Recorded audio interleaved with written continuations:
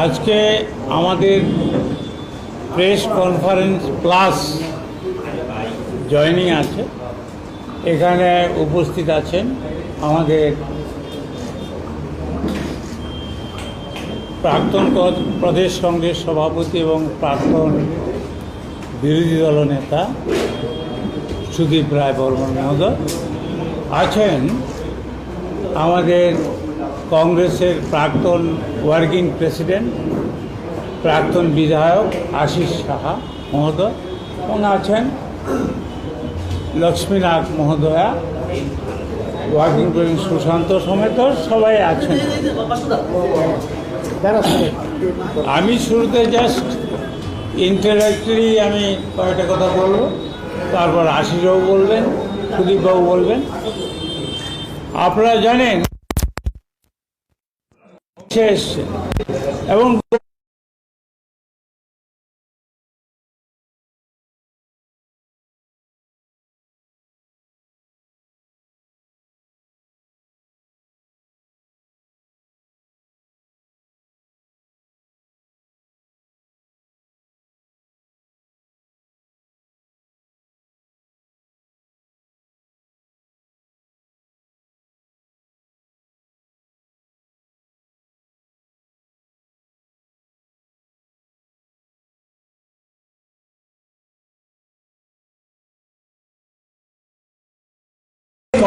প্রথমটা তো হলো জুমলা সম্রাট মোদি কালকে এখানে বলে গেছেন যে কি ত্রিপুরাতে ভিশন ডকুমেন্টের 299টা সব পালন করা হয়েছে। আমি প্রশ্ন করতে চাই যে ভিশন ডকুমেন্টে ছিল যে প্রথম বছর এসেই 50,000 চাকরি দেবে, 4 বছর হলো এখন অবধি গভর্নমেন্ট বলতে পারছে না কতজনের চাকরি দেবে। এই জুমলার সেকেন্ড ইন কমান্ড কালকে বলে গেছেন চাকরির ব্যাপারে 33% ওরা ত্রিপুরাতে ইন্ট্রোডিউস করছে। চাকরি নেই ত্রিপুরা রাজ্যে, চাকরি হচ্ছে না,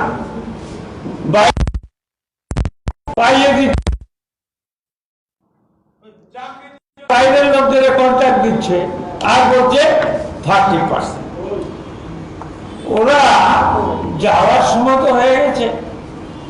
সুদীপ বাবু আশিস বাবু আসার পর আপনারা তো বুঝছেন একটা নতুন ঢেউ ত্রিপুরা রাজ্যে এসেছে, আরো আসবে। আমি প্রায় বলে থাকি আমি ট্রেলার চল रहा है, পিকচার তো বাকি है। আমি যে কথাটা বলবো, উনি এখানে একটা ইউনিভার্সিটির ভিত্তিপ্রস্তর স্থাপন করেছে। কি এটা হলো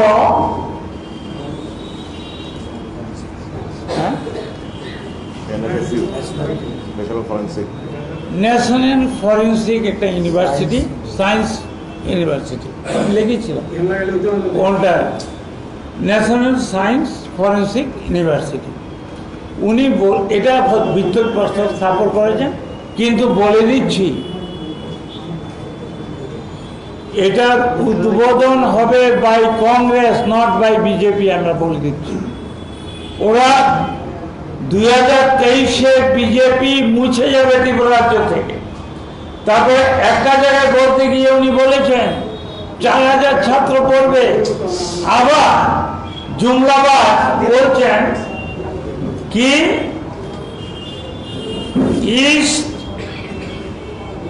সাউথ ইস্ট এশিয়ার ছাত্রছাত্রীরা পড়বে। এখন কে পড়বেন এখানে আমরা স্পেসিফিক বলে, আমরা বলবো যে ওরা নির্বাচনের পূর্বে বেকারদের কথা বলেছিল। আজকে বেকাররা হতাশ, বেকারদের হাহাকার। 10,323, 110 জন মারা গেছে, তার মধ্যে 5-6 জন সুইসাইড করেছে। এই 7 পে কমিশন সম্পর্কে কালকে কিছু বলেনি। ও এই জুমলা সেকেন্ড ইন কমান্ড আজ থেকে 4 বছর আগে বলেছিল 3 তারিখ ফল ঘোষণা হবে, 4 তারিখ মন্ত্রিসভা শপথ নেবে, তারপরে 7 পে কমিশন। জুমলা সম্রাটের এডুকেশন কোয়ালিফিকেশন সম্পর্কে একটা প্রশ্ন ভারতবর্ষে আছে, ওনার সম্পর্কে ও প্রশ্নবোধক, কিন্তু আমি বলবো what is the central 7 pay commission, আমরা বলবো এটা একটু পড়ে নিতে।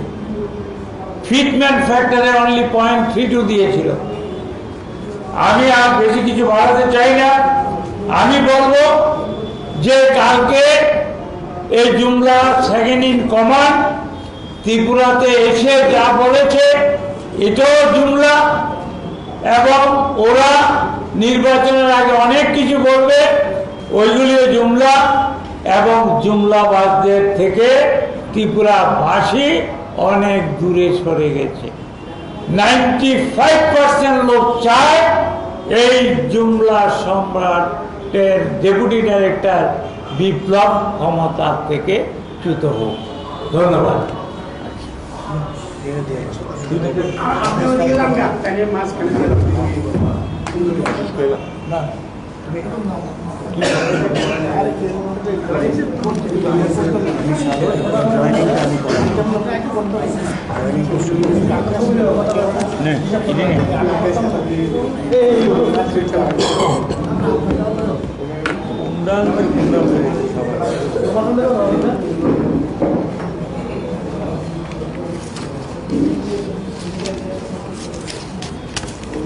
নমস্কার আমার প্রিয় সাংবাদিক ভাই বন্ধুরা, গতকালকে ত্রিপুরার রাজনৈতিক ইতিহাসে শাসক গোষ্ঠী দ্বারা কোনো বড় জমায়েতের সবচেয়ে বড় ফ্লপ যদি কোনো প্রোগ্রাম হয়ে থাকে ত্রিপুরা রাজ্যে, সেটা হচ্ছে গতকালকে আস্তাবলের জমায়েত। সর্বসাকাল্য মানে ম্যাক্সিমাম যদি আমরা বলি 8-9 হাজার লোকের বেশি, তাও জোরপূর্বক বলপূর্বক এদেরকে নিয়ে এসছেন, এবং আমরা যা দেখেছি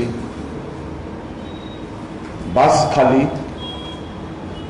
তার সিট ক্যাপাসিটি ফুলফিল হয়নি, জিপ কিংবা অন্যান্য গাড়ি যে ব্যবহৃত হয়েছে সেগুলো হাফ সিট ক্যাপাসিটি ফুলফিল তারা করতে পারেনি, যার প্রেক্ষিতে কালকের সমাবেশ একটা সুপার ডুপার ফ্লপ। এটা মূলত কারণ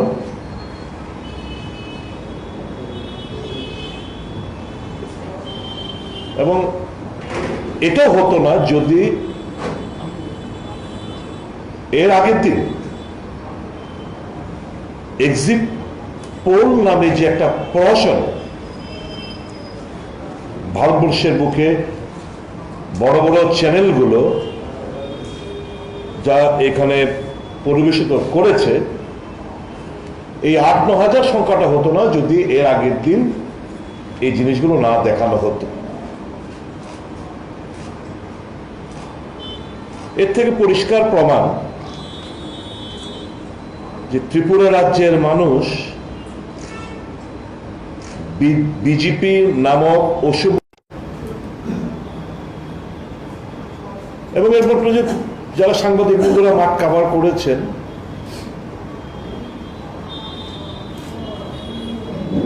(31% জনজাতিরা রাজ্যের 14% সংখ্যালঘুরা 45%-এর কোনো ধরনের প্রতিনিধিত্ব এই সমাবেশে অংশগ্রহণ করেন। এরা বয়কট করেছেন প্র্যাকটিক্যালি, এবং যার প্রেক্ষিতে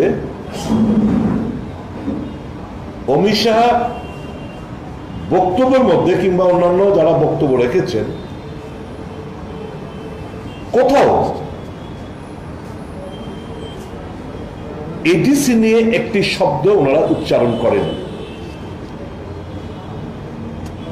তার মোর এম্পাওয়ারমেন্ট, যে ডাইরেক্ট ফান্ডিং, মোর এম্পাওয়ারমেন্ট, 6 শিডিউল অ্যামেন্ডমেন্ট, ককবরক ভাষা তার লিপি, 8ম শিডিউলে অন্তর্ভুক্তি সম্পর্কে একটি শব্দ ওনারা উচ্চারণ করেন। এবার আমি দেখলাম যে 4 বছর পূর্তি উপলক্ষে সমাবেশ। তো 4 বছর তো মন্ত্রিসভায় এই জোট সরকার, আইপিএফটি কি তাহলে এই মন্ত্রিসভার কিংবা এই জোটের কোনো পার্টনার নয় কি? ওনারা কোথায় ছিলেন কালকে? আমি জানি ওনারা ছিলেন কি? তাহলে বিজেপি কি শুধু একা মন্ত্রিসভা করেছে? ওয়্যার ওয়াজ আইপিএফটি? এনারা অনুপস্থিত কেন? এই জিনিসগুলো রাজ্যের মানুষ জানতে চায়। হাওয়েভার কালকে মুখ্য আকর্ষণ বক্তব্য শোনার জন্য পৌঁছেছিল। আশ্চর্য লাগে, 2017 সালে যে বক্তব্য অমিত শাহ রেখেছিলেন যে আমাদেরকে সুযোগ দাও, আমরা 2017 তিনি বলছেন আমরা ত্রিপুরাকে একটা মডেল স্টেট হিসেবে আমরা গড়ে তুলব, এবং 299টি আপনারা জানেন ভিশন ডকুমেন্টে পোল প্রমিস করা হয়েছিল। 2023-এ এসে বলছেন, যদিও এর আগে 2022-এ সরি এর আগে मंत्रिसभा मंत्रीरा पार्टिर तरफ থেকে বলা হয়েছে যে हमने जो वायदे किए थे विजन डॉक्यूमेंट में वो 95% हमने ছিল। আমি দায়িত্ব নিয়ে কংগ্রেসের তরফ থেকে আমি দায়িত্ব নিয়ে বলতে চাই, একটা এই 299টির মধ্যে একটা পূর্ণরূপে তারা এখানে ফুলফিল করেছে পোল প্রমিসেস। একটার উদাহরণ দিক ওনার right from 7th pay commission থেকে এখনো 28% ডিএ পাও না। তো উইথাউট ডিএ তুমি যে পে স্ট্রাকচার দিলে এর তো কোনো বেনিফিট সরকারি কর্মচারী পেনশনরা পাচ্ছে না। এখন উনি বলছেন এসে हमको एक और मौका दीजिए 2023 में हम त्रिपुरा को 1 नंबर स्टेट भारतवर्ष में बनाएंगे। কিছু उत्तर प्रदेशे एक ही কথা বলে এসেছেন, यूपी में भाजपा को जिताइए, यूपी भारतवर्ष का 1 नंबर स्टेट होगा। এর আগে পশ্চিমবাংলা বেশি দিন আগের কথা আপনারা সবাই শুনেছেন, পশ্চিমবাংলার প্রচার এসে উনি বলছেন যে हमको एक मौका दीजिए, सोनार बांग्ला सिर्फ नहीं भारतवर्ष में हम पश्चिम बंगाल को 1 नंबर स्टेट बनाएंगे। तो কটা স্টেটকে উনি 1 নম্বর স্টেট বানাতে চান? উনার কথা এখন মানুষের বিশ্বাস করেন না। ভারতীয় জনতা পার্টির কোন নেতার কথা মানুষের বিশ্বাস করতে চান না, কারণ বুঝে গেছেন যে এই পার্টি এটা একটা পার্টি না, এটা একটা হচ্ছে জুমলা একটা কোম্পানি। যে কোম্পানি ত্রিপুরা রাজ্যের দায়িত্ব আছে, এই জুমলা কোম্পানির সিএমডি হচ্ছে বিপ্লব দেব, এবং এরা শুধু বিজনেস এবং স্টেটের পাবলিকের মানি, গভর্নমেন্টের এক্সচেকার লুটে ফুটে খেয়ে টাকা বহির্রাজ্যে পাচার করার ধান্দাবাজ করে বেড়াচ্ছেন। তার জন্য আরো একবার 5 বছরে হয়নি, আরো 5 বছর যদি লুটে ফুটে খেতে পারে আবার সুযোগ চাইছেন। এখানে বলা হয়েছে অমিত শাহ দ্বারা যে পার ক্যাপিটা ইনকাম নাকি 1,30,000 টাকা। 2022 সালে হাঙ্গার ইন্ডেক্স একটা রিপোর্ট বেরিয়েছিল, আপনারা জানেন। এই হাঙ্গার ইন্ডেক্স অফ ইন্ডিয়াতে ত্রিপুরা, আসাম এবং মেঘালয় তাদের র্যাঙ্কিং ছিল সর্বনিচে। যে রাজ্যে হাঙ্গার ইন্ডেক্স অফ ইন্ডিয়াতে ত্রিপুরা রাজ্য, আসাম এবং মেঘালয় এই প্রত্যেকটি স্টেট বিজেপি দ্বারা শাসিত, এই স্টেটের ইন্ডেক্সে দেখা যাচ্ছে ত্রিপুরা সর্বনিচে। সেই জায়গায় উনি বলে বেড়াচ্ছেন যে 1,30,000 টাকা করে ওখানে নাকি তারা পার ক্যাপিটা ইনকাম বলেছেন। কংগ্রেস নাকি কিছু করেনি। কংগ্রেস এই রাজ্য এবং দেশের জন্য নাকি কিছু করেনি। আমি কয়েকটি উদাহরণ, অনেকগুলো মধ্যে কয়েকটি শুধু উদাহরণ আমি দিতে চাই। সংবিধান সংশোধনী এনে 6 শিডিউল এর মাধ্যমে জনজাতিদের এডিসি উপহার দেওয়া, এটা কংগ্রেস সরকারই করেছিল ইন্দিরা গান্ধীর জামানায়। ইনসার্জেন্ট, উগ্রবাদ, উনি বলেছেন জেনারেল সব সারেন্ডার করে দিচ্ছে এই গত 4 বছরে। আর এই রাজ্যের শান্তি ফিরিয়ে এনেছে ট্রাইপার্টি এগ্রিমেন্টের মাধ্যমে। কংগ্রেস এবং তার ধারাবাহিকভাবে চলছে। মেইন স্ট্রিমে এনেছে, ভারতবর্ষের সংবিধানের মূল স্ট্রিমে এনেছে কংগ্রেস। এটা যে দুটো মেডিকেল কলেজ যেটা হয়েছে কংগ্রেসের আমলে, এনআইটি কংগ্রেসের আমলে, সেন্ট্রাল ইউনিভার্সিটি এবং 23টা ডিগ্রি কলেজ কংগ্রেসের আমলে, নিউলি বিল্ট এয়ারপোর্ট, এই যে নতুন কেন্দ্রীয় সরকার থেকে টাকা কে দিয়েছিল? কংগ্রেস। রেলওয়ে লাইন, এই আমাদের রাজ্যে রেলওয়ে যে লাইন বিছানো হয়েছিল কংগ্রেসের আমলে। আগরতলা আখাউড়া কানেক্টিভিটি কংগ্রেসের আমলে। ইন্টারনেট গেটওয়ে কংগ্রেসের আমলে। ফেনী রিভার কংগ্রেসের আমলে। চাইল্ড লাইন ন্যাশনাল হাইওয়ে কংগ্রেসের মানে একটা মনমোহন সিং এর আমলে। বিভিন্ন জন কল্যাণমুখী সিদ্ধান্ত নিয়েছেন ডক্টর মনমোহন সিং সরকার। বলেছেন সোনিয়া গান্ধী মনমোহন সিং এর সরকার কিছু করেনি। এনজিএনরেগা কংগ্রেসের প্রকল্প। ফরেস্ট ডুয়েলার্স অ্যাক্ট, বনবেকের আইন কংগ্রেসের দেওয়া। পুলিশ রিফর্মস কংগ্রেসের দেওয়া। ফুড সিকিউরিটি অ্যাক্ট কংগ্রেসের দেওয়া। এই যে আবাসন নাম পাল্টিয়েছে, ইন্দিরা আবাসন যোজনা নাম পাল্টিয়ে প্রধানমন্ত্রী আবাসন যোজনা কংগ্রেসের আমলে। রাজীব গান্ধী গ্রামীণ বিদ্যুতীকরণ যোজনা, বিদ্যুৎ নিয়ে কথা বলেছেন, নাম পাল্টিয়ে দীনদয়াল উপাধ্যায় বিদ্যুতীকরণ যোজনা করেছেন কংগ্রেসের আমলে। ওনারা শুধু নাম পাল্টিয়েছেন, নোমেনক্লেচার চেঞ্জ করেছেন। সমস্ত প্রকল্প ভারতবর্ষে যেগুলো ভারতবর্ষের জনগণের জন্য জনকল্যাণমুখী সিদ্ধান্তগুলো তো কংগ্রেসের জামানা হয়েছে। মোদী সাহেব বসে করেছেন, কি করলেন?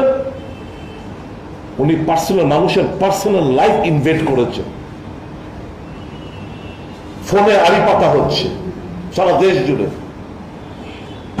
বিভিন্ন নেতাদের, আমলাদের, চিফ জাস্টিস থেকে শুরু করে বিভিন্ন রাজনৈতিক ব্যক্তিত্বের এই পেগাসাসের মাধ্যমে উনি স্পাইং করেছেন।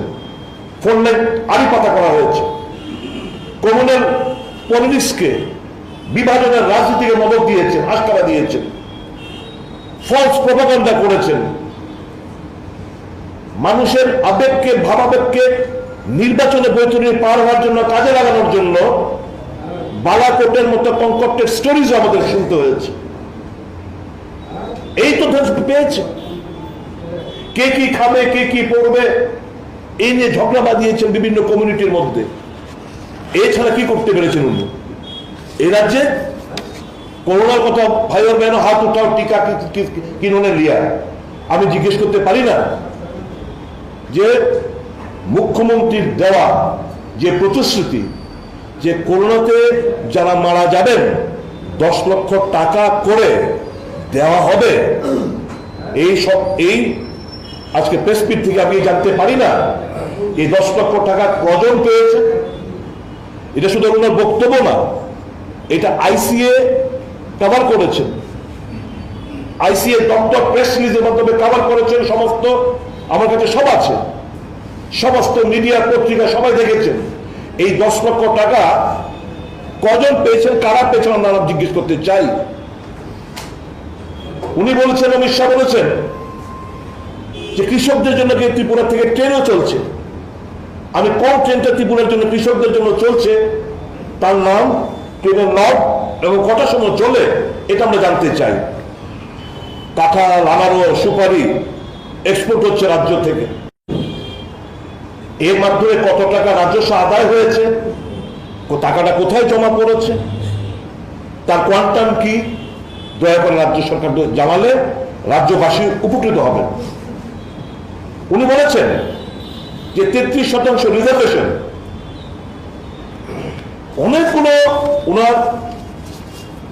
ওনার যে বক্তব্য দেওয়ার কথা, এই বক্তব্যে অনেকগুলো টকিং পয়েন্ট ছিল। এটা হচ্ছে অমিত বাবুর সরকারিভাবে brief write notes on program to be inaugurated by honourable union home minister and cooperation minister government of Tripura. এরকম ভাবে অনেকগুলো পয়েন্ট ছিল।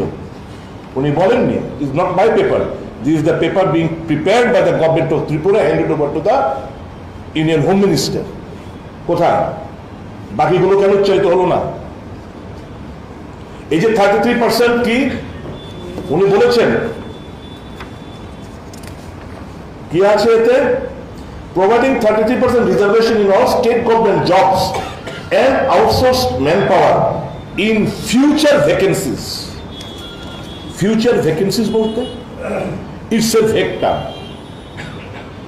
Future vacancies তো প্রচুর রয়েছে এখন বিভিন্ন দপ্তরে। সাংবাদিক বন্ধুরা, আপনাদের কাছে বাজেটের একটা গ্লান্স আপনারা সংগ্রহ করে থাকেন। বাজেটের একটা গ্লান্সের পেছনের দিকে আপনারা যাবেন, গিয়ে দেখবেন প্রতি বছর যে বাজেট এখানে পেশ করা হয়, বাজেটের একটা গ্লান্সে কোন কোন বছর কি পরিমাণ আপনার পেনশনে আসছে, রিটায়ারমেন্টে আসছে, তার ডিটেলস বর্ণনা থাকে এবং কোন কোন দপ্তর থেকে, এবং টোটাল একটা ফিগার থাকে। এই যে গত 4 বছর ধরে সরকারটি রয়েছে, প্রচুর পরিমাণে এখানে রিটায়ারমেন্টে গেছে, পেনশনে গেছে।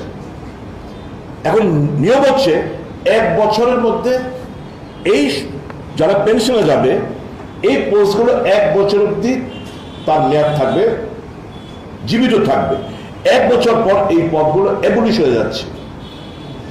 প্রচুর পদ, যেগুলো স্যাংশন ক্রিয়েটেড পোস্ট, সেগুলো অ্যাবলিশ হয়ে গেছে। তাহলে এই যে in future vacancies is a vector, এটা যেন কবে থেকে যা শুরু হবে, সরকারি সমস্ত দপ্তর কন্ট্রাকচুয়াল রেগুলার পোস্টের জন্য কিনা এবং কবে থেকে শুরু হবে, সেটা যেন বিস্তারিত জানা। সব জুমলার মধ্যে একটা সত্য কথা উনি বলেছেন, সবটা আমি বলবো না যে অসত্য বক্তব্য উনি রেখেছেন। একটা কথা বলেছেন সত্যি, যে রাজ্যের উন্নয়ন যদি হতে হয় তাহলে আইন শৃঙ্খলা স্বাভাবিক রাখতে হবে, রাজনৈতিক সংঘর্ষ বাধালে হবে না। বলতে গিয়ে বলেছেন রাজ্যের আইন শৃঙ্খলা নাকি দারুণ উন্নয়ন লাভ করেছে। আমি শুধু আপনাদের কাছে 2018 থেকে 2021 517টি মার্ডার হয়েছে। 2018-তে 137টি মার্ডার,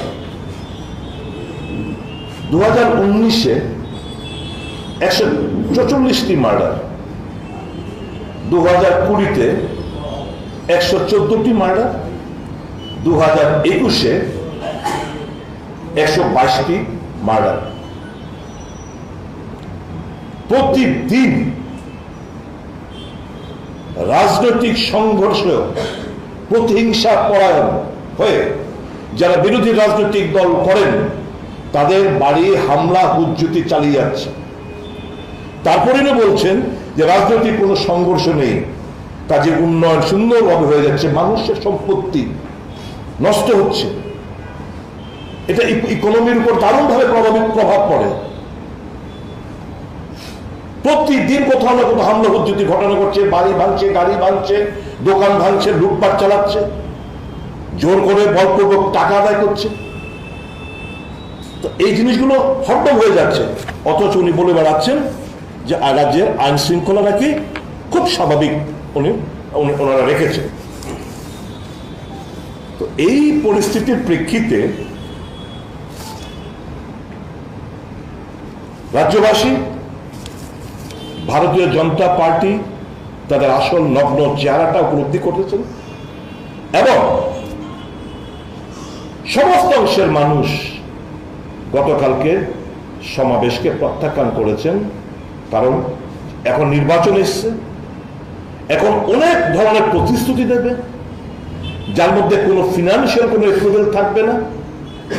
কারণ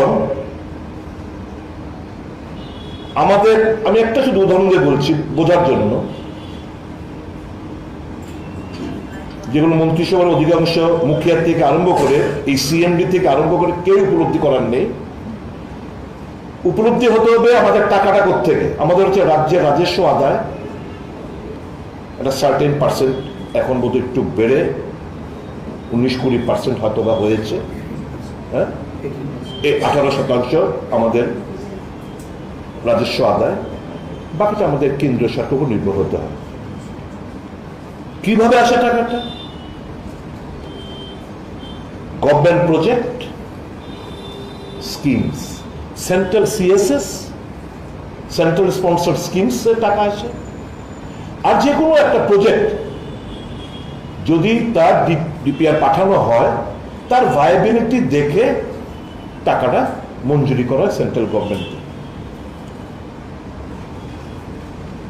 তার নতুন করে এই যে আপনারা যে ভাতা প্রকল্প, আমাদের 33টা রাজ্যে ভাতা প্রকল্প রয়েছে, 3টা বাদে সবটা রাজ্য সরকার দ্বারা আমাদের দেওয়া হয় থাকে টাকাটা।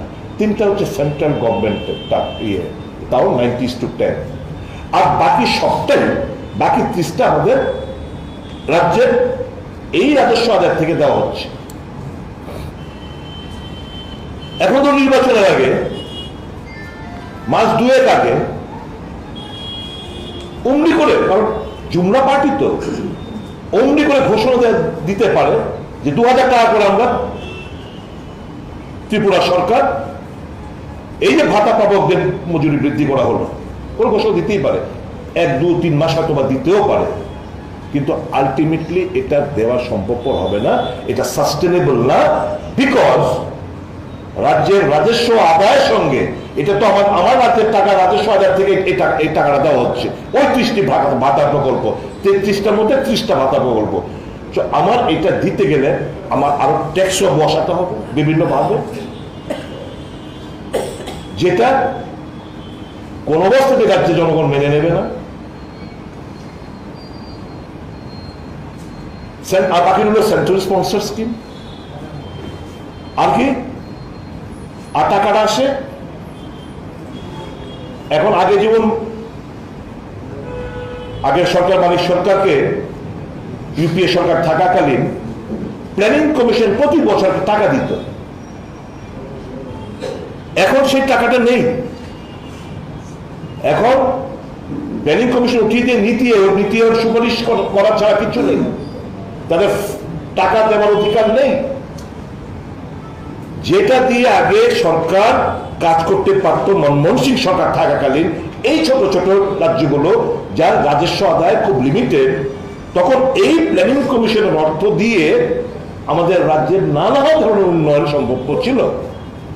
এখন সেটা বন্ধ হয়ে গেছে। নীতি আয়োগ শুধু সুপারিশ করবে ফিনান্স কমিশনের কাছে, কিন্তু নীতি আয়োগ আলাদাভাবে টাকা দেওয়ার কোনো স্কোপ নেই। দারুণ ভাবে আমরা মার খাচ্ছি। কমরটা, এই ছোট রাজ্যগুলোর কমরটা নরেন্দ্র মোদী সাহেব প্রধানমন্ত্রী হওয়ার পর এটারও একটা কারণ রয়েছে। কারণ এই যে প্ল্যানিং কমিশনের টাকাগুলো দিত, একটু বুঝে নেবেন বন্ধুরা, সাংবাদিক বন্ধুরা, সুবিধা হবে। এই প্ল্যানিং কমিশনের টাকা দিত যখন নরেন্দ্র মোদী সাহেব ফার্স্ট টাইম প্রধানমন্ত্রী হলেন, উনি এসেই তো প্ল্যানিং কমিশনকে ভেঙে নীতি করলেন। তখন বিজেপির হাতে খুব একটা বেশি রাজ্য ছিল না, 5-6টা রাজ্য ছিল। তখন এই প্ল্যানিং কমিশনের টাকা দিয়ে বিভিন্ন উন্নয়নমূলক কাজ রাজ্য সরকার করতে পারত। তখন ওই ফলকগুলোর মধ্যে ওখানকার ওই প্রদেশগুলোর মুখ্যমন্ত্রীর নাম তারা ফলকগুলোর মধ্যে থাকত। नरेंद्र मोदी से बोल ये तो गलत बात है। मेरा होते हुए ये लोग अपने आप अपने प्रचार करेंगे, ये हो नहीं सकता। शुरू दिल्ली प्लानिंग कमीशन की अभी आइंदा जो भी पैसा जाएगा सेंट्रल गवर्नमेंट की तरफ से जाएगा ये खाते में, और वहां पे उनका प्रचार नहीं, मेरा प्रचार होगा। उनका प्रचार, वो राज्य का मुख्यमंत्री का प्रचार नहीं होना चाहिए, मेरा प्रचार होगा, केंद्र सरकार का प्रचार होगा। नरेंद्र मोदी या केंद्र सरकार का मंत्री लोगों का नाम रहना चाहिए। এই উদ্দেশ্য নিয়ে উনি এই প্ল্যানিং কমিশনকে নিজের প্রচারের জন্য ব্যবহৃত করলেন, ভেঙে দিলেন। এই হচ্ছে প্রবলেম। এখন এরা নির্বাচন বহু রকম তারা মানুষকে বোকা বানানোর চেষ্টা করবে। এখানে যে যে ব্রিফটা রাজ্য সরকারের তরফ থেকে পাঠানো হয়েছিল, এটা করলে ভূতেও আসবে, অর্থের কোনো জোগাড় নেই। রাজ্যের যে ইকোনমিক কন্ডিশন, যে ফিনান্সিয়াল কন্ডিশন, এগুলো পারমিট করে না। কাজে উনি বাকিগুলো আর করেননি, এক দুটো কথা বলে সেরে গেছে, বাকিগুলো চেপে গেছে। তো the state economic does not permit the state government to carry out with all this programs, যেটা ওনাকে বলানোর চেষ্টা হয়েছিল। কারণ ত্রিপুরা তো আল্লাহ সব রাজ্য থেকে তাহলে দাবি উঠবে। Tripura cannot be favoured economically as a special state, সব রাজ্য থেকে তো দাবি উঠবে। কাজে এই জিনিসগুলো এখন বোকা বানানোর জন্য নির্বাচন তাদের মূল উদ্দেশ্য হচ্ছে টু কাম টু পাওয়ার, আবার মানুষকে ছলনা করে বোকা বানিয়ে। ত্রিপুরা রাজ্যের মানুষ বুঝে গেছে, এখন তাদের কথায় তারা কর্ণপাত করবেন না। তো এটাই হচ্ছিল আমাদের দলের তরফ থেকে গতকালের সভা এবং নেতাদের ওনাদের মূল আকর্ষণ যে ব্যক্তি অমিত শাহ, ওনার বক্তব্যগুলো ব্যাপারে আমাদের বক্তব্য। আজকে আরো একটা ব্যাপার নিয়ে আপনাদেরকে আমরা এখানে বলতে চাই যে কালকে ঘটনার এই বক্তব্য রাখার পর কিছু আমাদের কালকে সন্ধ্যাবেলা আমাদের পার্টি এসে বেশ কিছু নেতৃত্ব তারা করাতে শুরু করলো যে না, আমরা বসে থাকতে চাই না, এই জুমলাবাজদের বিরুদ্ধে আমাদের সকলে ঐক্যবদ্ধভাবে আমাদের গর্জে উঠতে হবে। এখানে ভারী মাত্রায় একটা নেতৃত্ব যাদের কাঁধে ভর করে গত বিধানসভা নির্বাচনে বিজেপি ক্ষমতার মস্তদে বসেছিল, তাদের এই আগরতলা শহরের কিছু নামি দামি কিছু নেতৃত্ব আজকে আমাদের কংগ্রেস, ভারতের জাতীয় কংগ্রেস দলে যোগদান করতে যাচ্ছেন। এবং বিজেপির উত্থানটা আপনাদের নিশ্চয় মনে রয়েছে, বর্জনা বিধানসভা উপনির্বাচন দিয়েই তারা ওখানে দ্বিতীয় এসেছিল, ওখান দিয়েই তাদের শুরুয়াত হয়। আমরা জেনে খুশি হবেন, যিনি ওই উপনির্বাচনে ভারতীয় জনতা পার্টির হয়ে প্রতিনিধিতা করেছিলেন, retired TCS officer S N. Das, উনি আমাদের মাঝে আছেন। এছাড়া এস.এন. দাস, শিষ্ট মোহন দাস, শিষ্ট মোহন দাস উনি আছেন।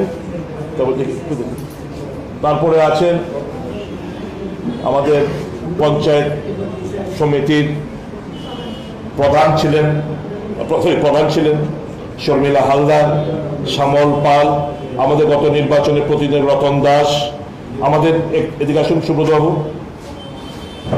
উনি আদি বিজেপির একজন, উনি স্টেট এসসি কমিটির এসসি কমিটির দায়িত্বে ছিলেন, মন্ডলের দায়িত্ব, জেলার দায়িত্ব, নানা দায়িত্ব উনি পালন করে। সুব্রত সরকার, উনি আজ যোগদান করতে যাচ্ছেন। বিমল বর্মন, রতন দাস, রহিস মিয়া, গৌরী মজুমদার, সঞ্জীব দেব, পদ্মা ভট্টাচার্য, তারপরে রত্না সিনহা, রোহিত মিয়া, শ্যামল পাল, শুভেন্দু চক্রবর্তী, সঞ্জীব দেব, সঞ্জীব চৌধুরী, রোহিত মিয়া, জ্যোতিভূষণ ধর, তন্ময় রায়, চন্দন। আপনারা সবাই এদিক আমাদের পেছনটায় আসুন। আমাদের নির্বাচন প্রতি মুকুল সাহা,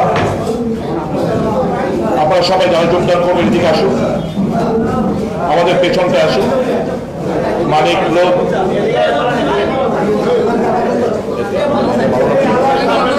চন্দন কর, স্বপন দেবনাথ, তপন চক্রবর্তী, আমাদের শ্রমিক নেতা চন্দন নাহা, জীবন বর্মনের দিকে আসো। তোমরা সবাই পেছনে, সবাই পেছনে, দুই লাইন করে কথা বলো। আজকে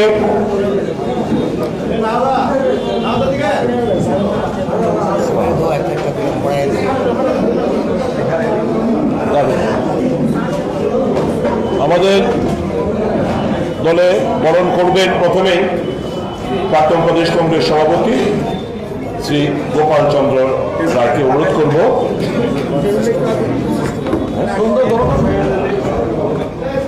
কনভেনার কোঅর্ডিনেশন কমিটি পোস্ট উনি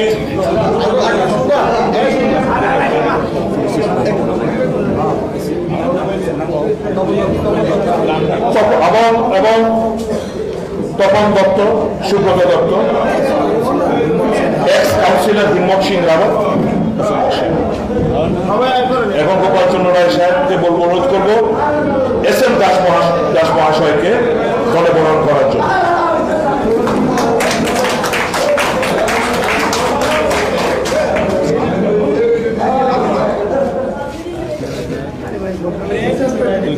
আমি সুব্রত ডিমান্ড ছিল সুব্রতর আবেদন করি।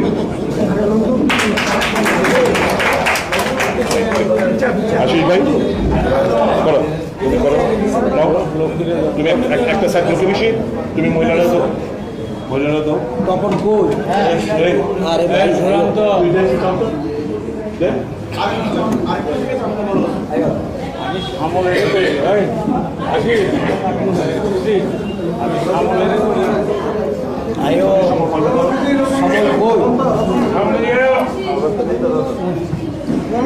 বেশি দিকে তুমি দিকে না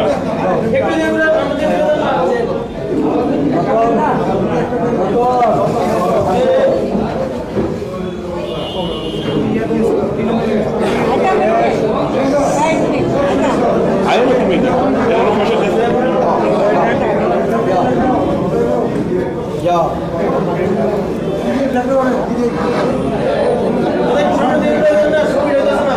ছবি হয় না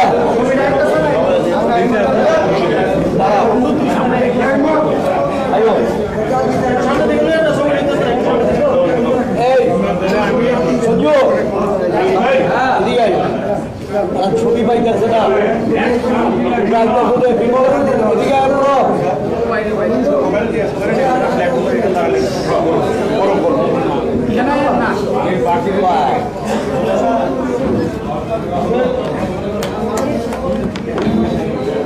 সবাই পিছনে যান, সবাই পিছনে যান।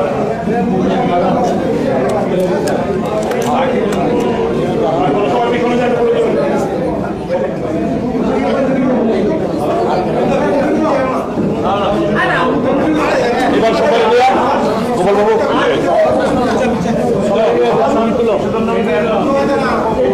ভালো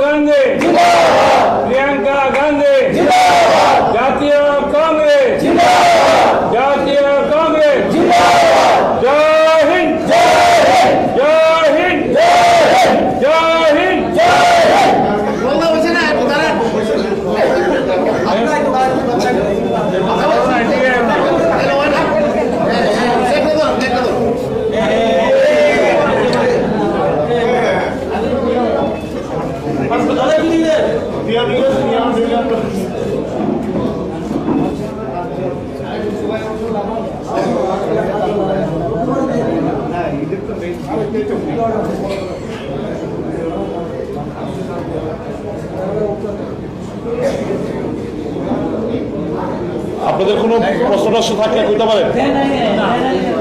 থ্যাংক ইউ।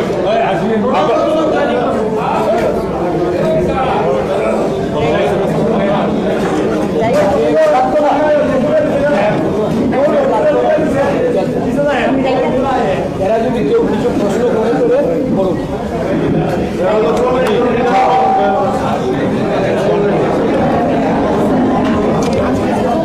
এখন টোটাল 27 জন লিডারশিপ ওনারা যোগদান করেছেন বিভিন্ন স্তরে। এছাড়া অন্য কোনো প্রশ্ন থাকলে করতে পারেন। আর কিছু না কেমন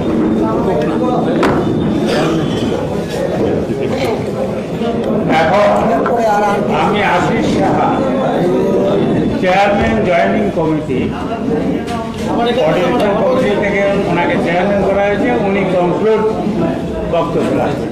সমাপ্ত।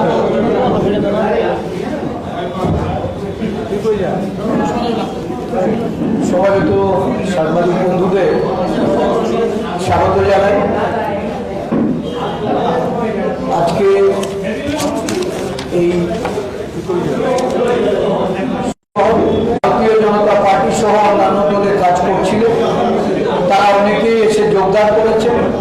ত্রিপুরা প্রদেশ কংগ্রেসের পক্ষ থেকে তাদেরকে স্বাগত জানাচ্ছি। ঐক্যবদ্ধ শক্তিশালী জাতীয় কংগ্রেসকে আরো অনেক দূর এগিয়ে নিয়ে যাওয়ার সংকল্প নিয়ে যারা এই সময়ে কংগ্রেসের পতাকা তোলে সামিল হয়েছে, তাদেরকে আমরা দলের তরফ থেকে বিভিন্ন দায়িত্ব দিয়ে তাদের কাজে অংশগ্রহণ করার জন্য আমাদের দল উপযুক্ত সময়ে ব্যবস্থা গ্রহণ করবে। সুদীপবাবু বিস্তারিত বলেছেন। আমি একটা বিষয়ের উপরে শুধু আপনাদের দৃষ্টি আকর্ষণ করব, কারণ এটা রাজ্যের মানুষেরও এটা তাদের জানার খুব আগ্রহ।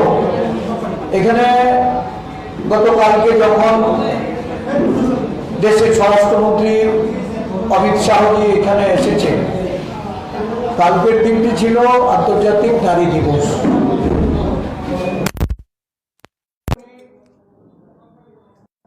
এই সরকারকে সার্টিফিকেট দিয়েছে। শুধু তাই নয়, এই আন্তর্জাতিক নারী দিবসে মহিলা সংরক্ষণ নিয়েও উনি এই রাজ্যের মানুষকে আশ্বাসিত করেছেন। কিন্তু একটা জিনিস যেটা আমরা লক্ষ্য করছি, বিনা বিচার কোন ধরনের এফআইআর ছাড়া বিরোধী দলের মহিলা কর্মীদের তাদেরকে জেলে পাঠানো হচ্ছে। আবার কোর্টে গিয়েও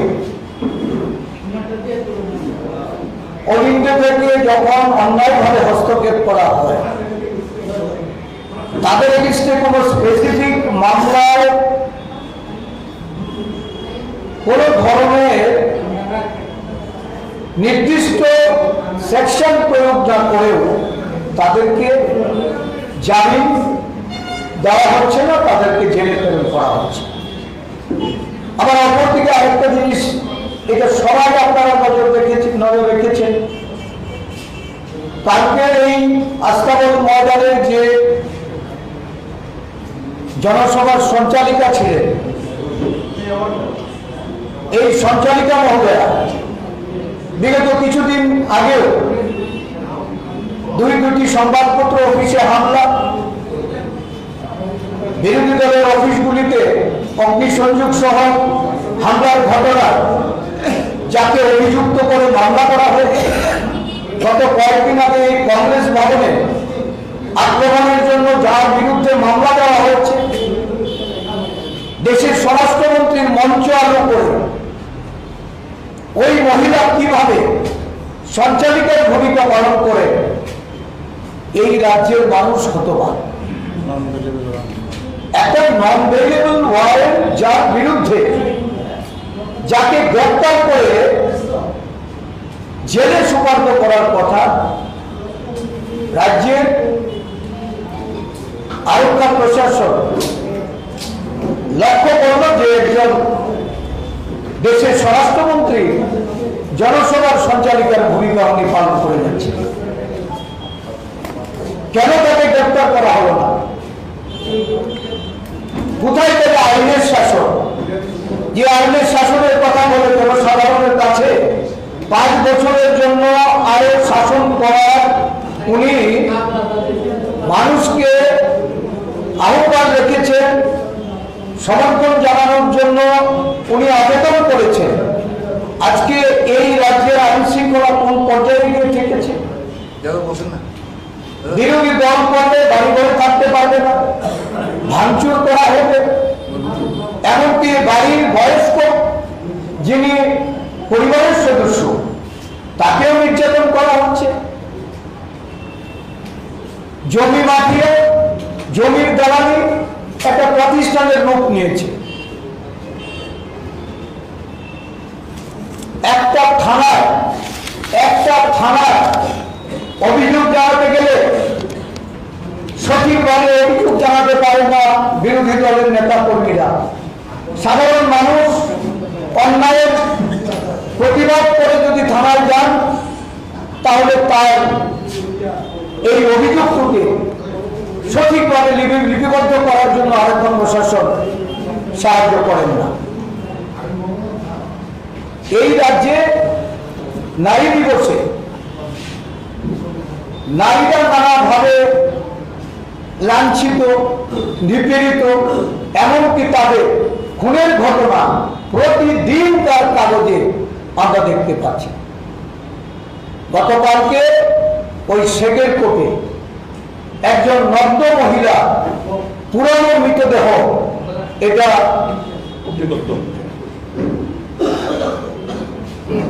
এই ডেড বডি পাওয়া গেছে। এই আনআইডেন্টিফাইড ডেড বডি, যেটা সন্দেহ করা হচ্ছে যে তাকে পরিকল্পিতভাবে খুন করা হয়েছে। হয়তো 25 থেকে 30 বছরের বয়সের মধ্যে এই মহিলা ধর্ষিতা হয়ে থাকতে পারে। একটার পর একটা প্রতিদিন এই ধরনের ঘটনা ঘটে চললেও আরক্ষা প্রশাসন থেকে তার কোনো কিরানা হয় না, আসামি গ্রেপ্তার হয় না। এতগুলি মামলা একটার পর একটা